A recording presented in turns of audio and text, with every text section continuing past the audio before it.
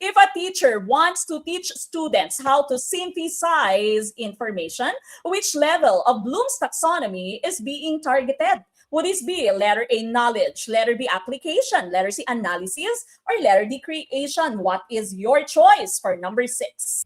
And the week prior to your licensure exam, no, Monday to Friday pa rin po, babalik sina Coach June, Coach Toto, and of course me, no, for our 100 items every night para sa ating classified files discussion. Nako, paldong-paldo ang mga members ng Gurong Pinoy. If a teacher wants to teach students how to synthesize information, keyword synthesize, nako po, andyan na yung keyword, no? Nandyan na, kulang na lang kagatin tayo ng keyword. Sana all kinakagat, di ba?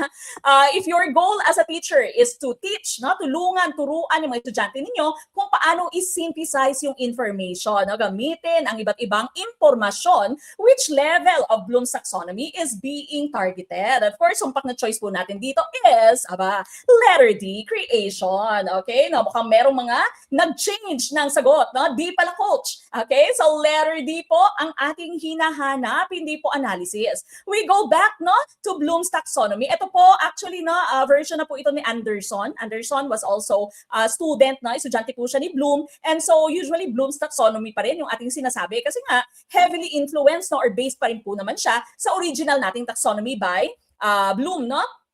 Ano po ba yung mga nakikita natin dito sa ating Bloom's taxonomy? Unang-una, meron po tayong 3 level dyan sa ilalim, no? Ito po yung mga tinatawag nating lower order thinking skills, no? Our LOTS, di ba? Mababang uri ng pag-iisip. And the 3 highest level, this would be your higher order thinking skills or your HOTS, di ba? Higher order thinking skills or your HOTS, no? Sa bagong version po ng Bloom taxonomy, meron po tayong mga napapansin na bago, no? Na bagong parte. Ang pinakauna po would be this, di ba? So your create and analyze and evaluate, ay na-swap kasi sa old version po, evaluate or evaluation yung highest level. No? So dito po sa bagong version, create na po ang ating highest level. Now create is synthesis before. Synthesis po ito dati. Kaya nga, nung makita ninyo yung synthesize, dapat matik na create yung ating pong sagot. No? So ano pong nangyayari sa kada level? Your remember, no? That's knowledge level, the basic, identify, name, list. Yan lamang po yung ating mga ginagawa. No? Recall, simple recall, no? Knowledge level.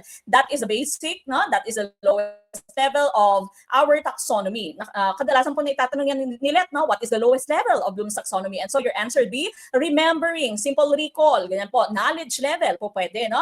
Then of course, when you go to understand, kapag sinabi po natin understand, na napaparaphrase mo na, kumbaga na-explain mo na yung isang term, no? Using your own words. Hindi na lamang yung nagmemorya ka. That's understanding. Applying is nagagamit mo kung ano yung natutunan mo, no? Once you are given a similar situation, okay, pwede ko palang gamitin, no? Yung natutunan ko sa isang activity, ito, gagamitin ko siya. That's application, okay? Now, when you go to your HOTS, no? Unang-una po dyan will be analysis, analyze. When you say analyze, this actually is the opposite of your synthesis, no? Ang analyze for analysis, hinihimay-himay mo yung isang buo, sineseparate mo yung kanilang mga parte, no? Breaking down information into its component parts. That would be analysis. Now, evaluation, no? Value judgment, giving your value judgment, judging, defending, critiquing, yan po yung mga terms natin dyan under evaluation. No? Dati po, yan yung highest level, pero sinabi ko nga, sa new version, create or synthesis na po ang highest. No? Ano naman po yung creating or synthesizing? You are putting together the different parts to make a new whole. No? So, napaka-importante na bago ang inyong ginawa. Hindi lamang nag-put together ka, no? Dapat bago talaga siya. That would be your create. Okay?